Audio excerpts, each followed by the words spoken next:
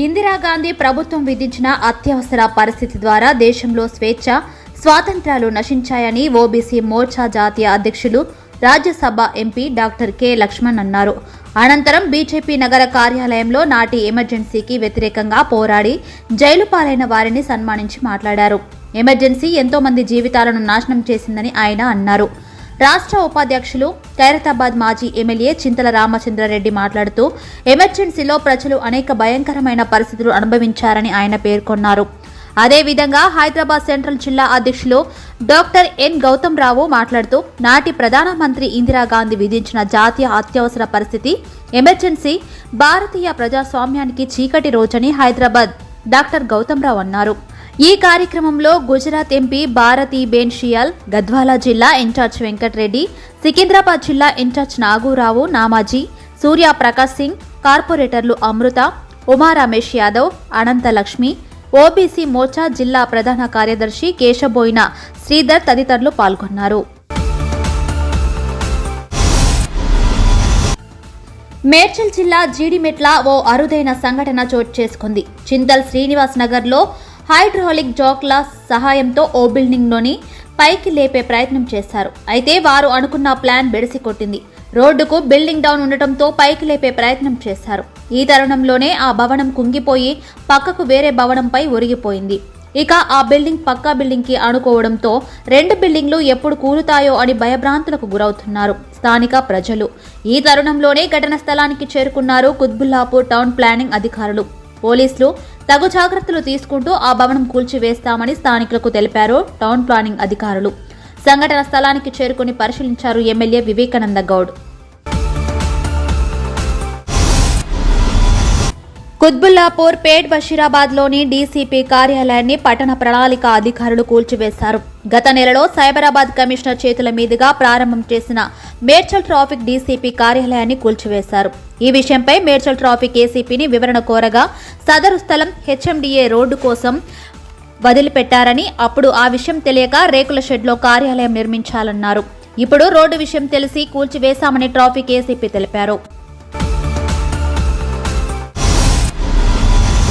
భద్రాచలం సీతారాముల వారిని కుటుంబ సమేతంగా దర్శించుకున్నారు టీఎస్ఆర్టీసీ చైర్మన్ బాజిరెడ్డి గోవర్ధన్ రెడ్డి. భద్రాద్రి సీతారామచంద్రమూర్తి దేవస్థానంలో ప్రత్యేక పూజలు నిర్వహించి స్వామివారి ఆశీస్సులు తీసుకున్నారు. టీఎస్ఆర్టీసీ సంస్థ పూర్వ వైభవాన్ని సంతరించుకోవాలని, పూర్తిగా నష్టాలను దాటుకుని లాభాల వైపు పయనించాలని స్వామివారిని ప్రార్థించారు. అనంతరం భద్రాచలం టీఎస్ఆర్టీసీ బస్ డిపోను సందర్శించారు. టీఎస్ఆర్టీసీ సిబ్బంది సంస్థ అభివృద్ధికి పాటుపడాలని సూచించారు. పర్యావరణ పరిరక్షణలో ప్రతి ఒక్కరూ భాగస్వామ్యం కావాలని ఆయన సూచించారు. బస్ డిపోలో నిర్వహిస్తున్న కార్యకలాపాలను ఆర్టీసీ అధికారులు అడిగి తెలుసుకున్నారు. సీఎం కేసీఆర్ సహకారంతో టీఎస్ఆర్టీసీ సంస్థ మరింత పురోగతి సాధిస్తుందన్నారు.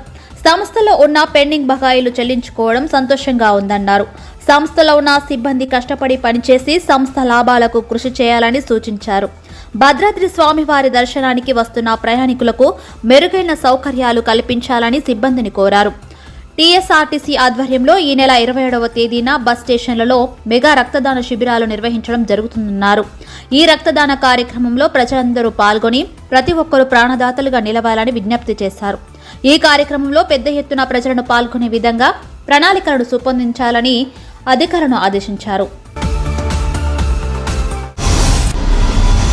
साउथ जोन डीसीपी पीएसआई चैतन्य ने बताया कि फलकनुमा पुलिस ने हत्या की साजिश रचने वाले 4 सदस्यों की एक गिरोह को गिरफ्तार किया है।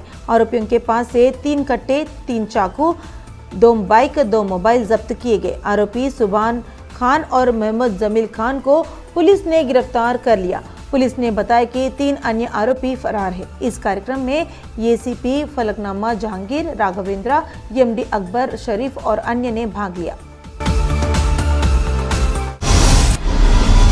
बीजेपी के प्रदेश उपाध्यक्ष एनवीएस प्रभाकर ने सवाल किया कि हैदराबाद उप्पल निर्वाचन क्षेत्र के लोगों की समस्याओं का समाधान किए बिना मंत्री केटीआर उप्पल कैसे आएंगे। उन्होंने चेतावनी दी कि यदि वह बिना धन आवंटन के यात्रा करेंगे तो उन्हें रोक दिया जाएगा।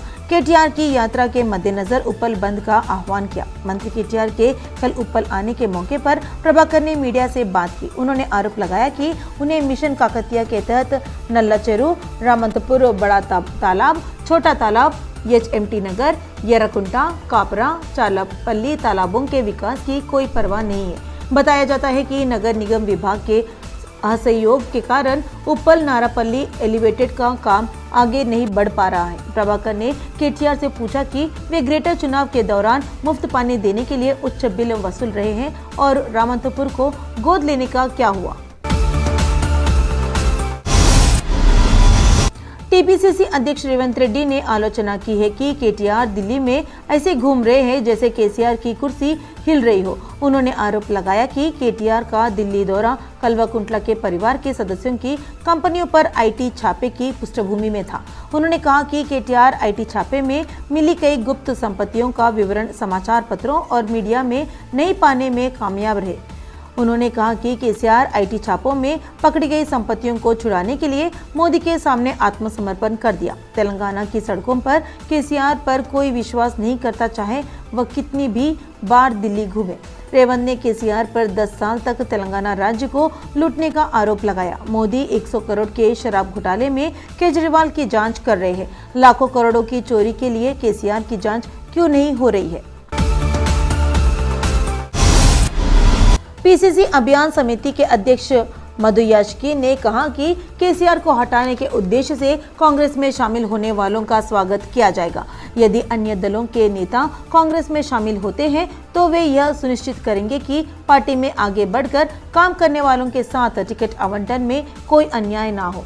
उन्होंने कहा कि वाईएसआर तेलंगाना पार्टी की अध्यक्ष शर्मिला को शामिल करने पर बोर्ड विचार कर रहा है। कांग्रेस पार्टी में शामिल होने वाले लोगों के मामले में आंध्रा के नेताओं का जिक्र क्यों नहीं किया जा रहा है। मधु याचकी ने इस बात से इनकार किया कि भारत में कोई आंध्रा नेता नहीं है। टॉलीवुड के स्टार निर्माता मशहूर कॉमेडियन बंडला गणेश को किसी खास परिचय की जरूरत नहीं है। मालूम हो कि पावर स्टार पवन कल्याण के साथ फिल्म गब्बर सिंह ने इंडस्ट्री को हिलाकर रख दिया था। सोशल मीडिया पर हमेशा एक्टिव रहने वाला बंडला गणेश फिल्मों और राजनीति से जुड़े मुद्दों पर अपनी प्रतिक्रिया देते रहते हैं। फिलहाल वह कांग्रेस में बने हुए हैं। 2018 के चुनाव तक उन्होंने सक्रिय रूप से काम किया। कांग्रेस की हार के बाद वे चुप हो गए, राजनीति को एक अंतराल दे दिया। हाल ही में जैसे जैसे चुनाव नजदीक आ रहे हैं, वे एक बार फिर से एंट्री देने के लिए तैयार है। सीएलपी नेता भट्टी विक्रमार्क ने घोषणा की है कि वह पीपल्स मार्च पदयात्रा में भाग लेंगे। इस बीच भट्टी पदयात्रा इस समय सूर्यापेट में चल रही है। इस मौके पर बंडला गणेश ने एक दिलचस्प ट्वीट पोस्ट किया जो इस प्रकार है। अन्ना, मैं तेलंगाना के विकास के लिए आपके द्वारा की जा रही इस अद्भुत यात्रा में भाग लेने के लिए, आपसे मिलने के लिए सूर्यापेट आ रहा हूँ। कांग्रेस के लिए हर चीज के लिए तैयार हूँ। पार्टी और कांग्रेस पार्टी की सत्ता के लिए जय कांग्रेस, जय जय कांग्रेस ने कहा। महेश्वरम निर्वाचन क्षेत्र के बड़ंगपेट नगर निगम के तहत अलमासगुड़ा गांव के शिवाजी चौक पर सीएमआर सीवाईआर कॉलोनी का जल निकासी पानी बह निकला। कॉलोनी निवासियों ने स्थानीय पार्षद के साथ मिलकर पानी निकासी को बंद कराया। उन्होंने कहा कि बारिश के कारण ड्रेनेज आउटलेट का काम शुरू नहीं होने पर कॉलोनी वासियों बड़े पैमाने पर विरोध प्रदर्शन करेंगे। उन्होंने यह भी चेतावनी दी कि ऊपर से आने वाले जल निकासी का उनकी कॉलोनियों से कोई लेना देना नहीं है। उन्होंने मांग की कि आने वाली बारिश के लिए आउटलेट का काम जल्द शुरू किया जाए। इस कार्यक्रम में सीवाईआर सीएमआर के कॉलोनी निवासियों ने बाजुमा राज्य सरकारी कार्यकारी समिति के सदस्य रामिडी स्वर्णकरण रेड्डी, स्थानीय नगर सेवक रामिडी माधुरी वीरकरण रेड्डी और अन्य ने भाग लिया।